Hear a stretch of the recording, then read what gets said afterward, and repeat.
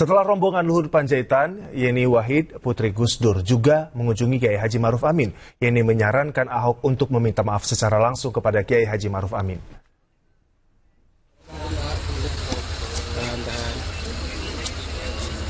Setelah kedatangan petinggi aparat penegak hukum ibu kota, Ketua MUI Kiai Haji Ma'ruf Amin mendapat kunjungan dari Yeni Wahid. Kunjungan Yeni untuk memastikan kondisi kesehatan Kiai Haji Ma'ruf Amin setelah memberikan keterangan sebagai saksi dalam persidangan Ahok selama 7 jam. Yeni mengingatkan Gubernur DKI nonaktif Basuki Cahayapurnama untuk memegang teguh adab dan etika sebagai tokoh masyarakat. Yeni juga meminta agar Ahok dapat menemui langsung Kiai Haji Ma'ruf Amin untuk meminta maaf. Jika Ahok bersedia, Yeni siap mengerahkan Banser NU untuk mengawal pertemuan Ahok dengan Ketua MUI.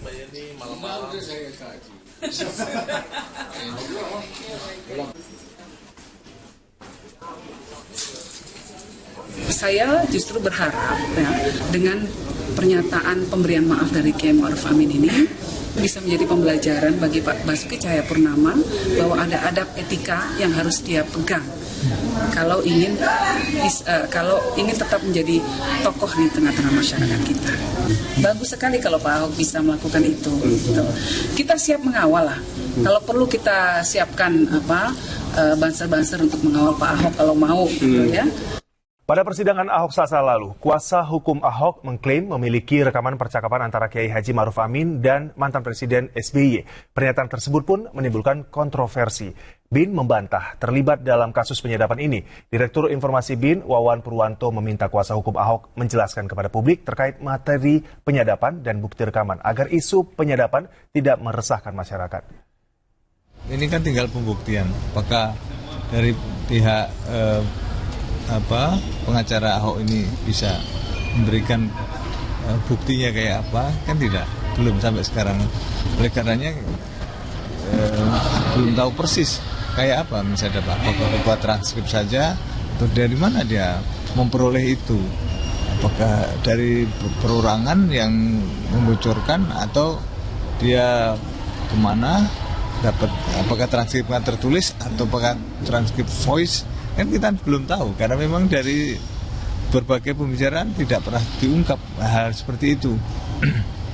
Oleh karenanya ini masih merupakan misteri dari itu. Cuman kalau dari Badan Intelijen Negara sendiri tidak memberikan apapun kepada pengacara Ahok ataupun Ahok, karena memang tidak ada kepentingannya. Di samping itu persoalan-persoalan yang menjadi konsen utama Badan Intelijen Negara itu adalah teroris dan separatis atau hal-hal yang terkait dengan itu, dan itu pun juga hanya disampaikan kepada user di dalam ini. Ya, bukan hanya Ahok, kuasa hukum Ahok pun juga mencecar Kiai Haji Ma'ruf Amin dengan pertanyaan-pertanyaan yang terkesan menyudutkan. Berikut kami hadirkan kutipan tanya jawab antara kuasa hukum Ahok Humrey Jemat dan saksi Ma'ruf Amin. Pada hari Kamisnya, pada hari pertemuan dengan paslon nomor 1 itu hari Jumat, tentunya sebelum sholat Jumat, itu ada telepon dari Pak Susilo Bambang Yudhoyono jam 10:16 yang menyatakan adalah, pertama, mohon diatur supaya Agus Harimurti Yudhoyono dan Silviana bisa diterima di kantor PBNU. Yang kedua, Pak Susilo Bambang Yudhoyono minta supaya segera dikeluarkan fatwa untuk masalah penistaan agama yang dilakukan oleh saudara terdakwa. Saya mau tanya lagi, Tidak ada. Sekali lagi, saudara saksi, ada atau tidak? Tidak ada. Karena kami akan menyampaikan nanti apa yang menjadi dasar apa yang ditanyakan ini. Sekali lagi kami tanyakan, ada atau tidak? Tidak ada. Jadi hakim sudah ditanya berulang kali, ternyata tidak ada. Untuk itu kami akan memberikan dukungannya. Ya, Majelis Hakim, andai kata kami sudah memberikan buktinya dan ternyata keterangannya ini masih tetap sama, maka kami ingin menyatakan saudara saksi ini telah memberikan keterangan palsu dan minta diproses sebagaimana mestinya. Sementara itu, pimpinan Pusat Gerakan Pemuda Ansor menyesalkan pernyataan kuasa hukum Ahok dan juga Ahok terhadap kesaksian Kiai Haji Ma'ruf Amin. Kesaksian Kiai Haji Ma'ruf Amin sudah sesuai dengan kapasitasnya sebagai ahli agama. Berikut pernyataan sikap pimpinan Pusat Gerakan Pemuda Ansor.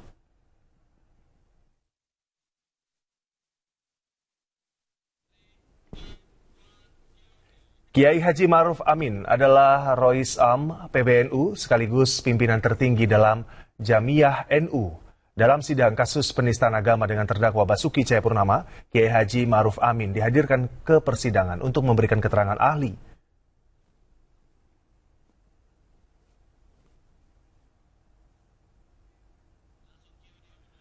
Berdasarkan kompetensinya maksud kami sebagai ahli hukum Islam maupun kapasitasnya sebagai Rois Am, Syuriah PBNU pimpinan tertinggi sekaligus yang memberikan arah gerak hukum Islam dalam tubuh NU maupun sebagai Ketua Umum MUI, merupakan seseorang yang ahli dalam hal agama dan sudah tepat untuk dihadirkan ke persidangan.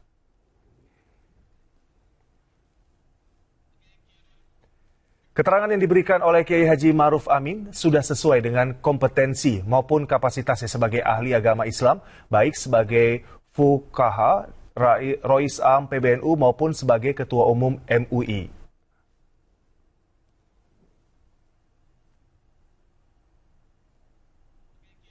GP Ansor menyayangkan sikap kata-kata dari terdakwa maupun tim pengacaranya. Cecaran-cecaran pertanyaan maupun tuduhan serta kata-kata kasar yang ditujukan kepada Kiai Haji Maruf Amin lebih merupakan sikap yang menyerang pribadi Kiai Maruf Amin daripada mematahkan argumen yang terkait keahlian beliau.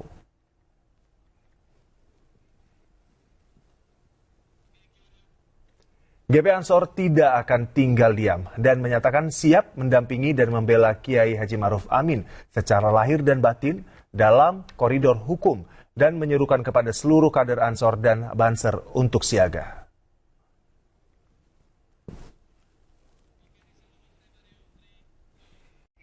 Sementara itu, pemirsa, Basuki Cahayapurnama atau Ahok keberatan dengan sejumlah kesaksian Ketua Majelis Ulama Indonesia atau MUI Kiai Haji Maruf Amin dalam sidang lanjutan kasus penistaan agama Selasa kemarin. Di hadapan majelis hakim, Ahok membantah telah menghina ulama dengan perbuatannya. Selain itu, Ahok juga keberatan karena MUI menunjuk pemimpin Front Pembela Islam FPI Rizik Syihab sebagai ahli agama, dan berikut pernyataan Ahok. Saya keberatan saudara saksi menuduh saya menghina ulama dengan perkataan saya. Saya juga keberatan pendengar di Pulau Seribu takut protes karena saudara saksi juga dia tanya jawab bagaimana orang Pulau Seribu juga ketawa-tawa tepuk tangan. Dan malahan saya kemarin ke sana keliling penuh 6 pulau diterima dengan baik.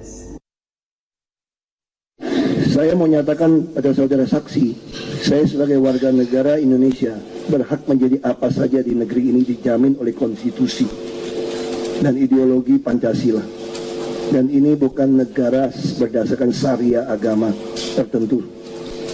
Saya keberatan untuk saudara saksi. Dan saya juga keberatan saudara saksi menunjuk Rizik Syihab menjadi saksi ahli. Jelas-jelas saudara Rizik Syihab telah memasang gubernur tandingan dan demo habis-habisan ketika saya mau dipastikan menjadi gubernur pengganti Pak Joko Widodo. Saya juga keberatan, tapi itu hak saudara saksi. Setelah dibuktikan akhirnya meralat tanggal 7 Oktober ketemu pasangan calon nomor 1. Jelas-jelas itu untuk mau menutupi, seperti saudara saksi menutupi riwayat hidup pernah menjadi one team press. Selain kasus makar, Firza Husein juga tengah dilanda isu tak sedap perselingkuhan dengan Rizik Syihab. Namun dengan tegas Rizik Syihab membantahnya dan mengatakan isu itu sudah sering dituduhkan kepadanya. Tentang beredarnya ada rekaman fitnah yang mengatasnamakan Firza Husein, juga saya, sekali lagi saya katakan, itu semua adalah fitnah. Dan kita tahu, alhamdulillah kemarin, bahwa Firza Husein juga sudah menyampaikan bantahan melalui juru bicaranya, yaitu kalau nggak salah bernama Yaakob Arupalaka, yang mana Firza Husein menolak bahwa rekaman suara ataupun foto ataupun chat yang ada sama sekali beliau tidak bertanggung jawab dan tidak tahu menahu, bahkan beliau marah dan akan melakukan penuntutan terhadap yang melakukan rekayasa tersebut. Nah, adapun soal fitnah semacam ini, saya sampaikan kepada semua yang ada di sini, saya ini sudah kenyang difitnah. Difitnah beristri 6, difitnah sodomi laskar, difitnah selingkuh sama perempuan, kemudian difitnah terima sogokan 100 miliar, difitnah serobot tanah negara, difitnah menghina Pancasila, difitnah anti Bhinneka Tunggal Ika. Jadi udah segudang fitnah yang ada. Nah, jawaban saya terhadap fitnah-fitnah tadi cukup yaitu hasbunallah wa ni'mal wakil, ni'mal maula wa ni'man nasir, wala haula wala quwata illa billahil aliyil azim. Pernyataan kuasa hukum Basuki Cahayapurnama atau Ahok dalam sidang lanjutan ke-8 kasus penistaan agama Selasa kemarin menuai kontroversi baru. Tim kuasa hukum Ahok mengaku memiliki rekaman percakapan Ketua Majelis Ulama Indonesia, Ma'ruf Amin, dengan Ketua Umum Partai Demokrat Susilo Bambang Yudhoyono. Apakah dugaan penyadapan tersebut dibenarkan undang-undang? Dan berikut ulasannya untuk Anda.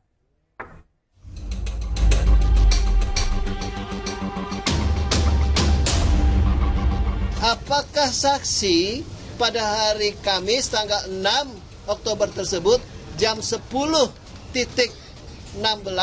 artinya jam 10.16 menit, itu ada menerima telepon dari Pak Bambang Susilo Yudhoyono, di mana Pak Bambang SBY menyatakan bahwa ada dua hal.